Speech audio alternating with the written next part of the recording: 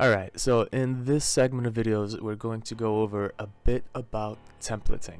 This is a process using PHP in which we take any website and we convert it into basically a template that can be reused based on purpose, and we separate a single, let's say, index design into multiple PHP files. So it's going to be a couple of segments, everything from PHP, JavaScript, CSS, and so forth. A lot of the content you will need practice with, but in a general sense, it's achievable with enough exposure. So let's begin. Since we are using PHP, we need to make sure we are using our exam control panel to host our server and then actually access the website using our designated way. For instance, localhost is your typical dashboard area. I've modified mine a bit to redirect. Okay, actually it's doing its thing. But normally if I go into, let's say, the root or the location, no, should be here actually. Anyway, whatever the case is, I've got a custom dashboard area, and this is what we're going to go over and how we're going to achieve this sort of functionality. For instance, the very first step is, have some templates, play around with them. You don't want to just use this particular example or one specific design. Having templates and playing around with each one gives you more understanding on how websites are structured in all different ways. For instance, I started here with this blocks design, and I converted it over into a more fluid, tasteful design in my case.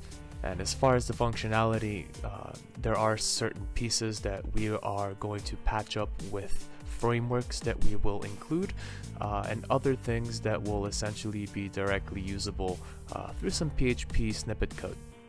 Always good to look online as well. There's a lot of examples out there, and this is a great way to put example into practice, is to create a block for it and then work with the functions in the back end to actually have that example working in its respective block. Alright, so as far as the code, we do need to make sure we are using a specific structure. It's for organization, and so we don't get lost in the code or in the mess. So let's observe what's happening here. Now in this case scenario, we've got ourselves a, let me also get the regular file opened up.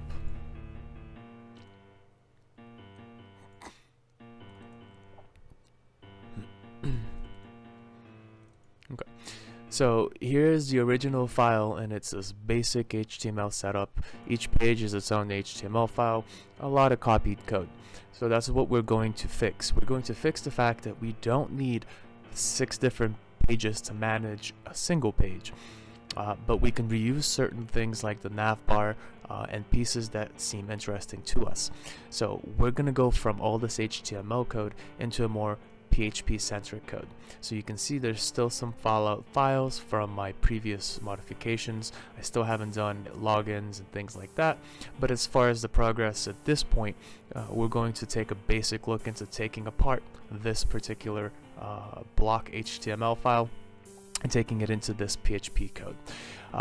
We have to kind of consider it includes an assets folder and other functions that you might have in here. This may be a little misplaced as far as organization. It would probably be an includes or an assets. So consider that when we use includes, this is a folder that will organize each part of our partitioning. For instance, when we look at an index file, let's go ahead and open this real quick. I've got my organization ready for my process. So for instance, I'm requiring files that are external files, so this is the first command you'll need to know.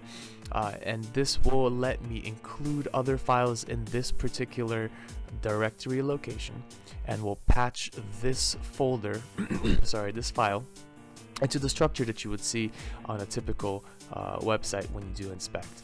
So what it does is it takes each piece of the code that's organized in these smaller files and then lays it out in this top-down format. This all happens on the server, so really once the page is loaded, it is loaded and it's done. So all logical reasoning must be done before. This is why I've kind of spread up the page in different functionalities. For instance, in the open, we can play with some header files or set up some database connections. In the header, we can include all of our general JavaScript, CSS, and other pieces or external files that are document related. In the body, then, that is essentially going to be where most of our website will be, including the nav bar. The footer, anytime I need to close any specific processes, and finally if I need to close any database connections and so forth. So that's my reasoning. It may vary, it may not be the most efficient way, but it is, at least to my particular taste of organization, it gives me a better understanding of how and what part of the site does what.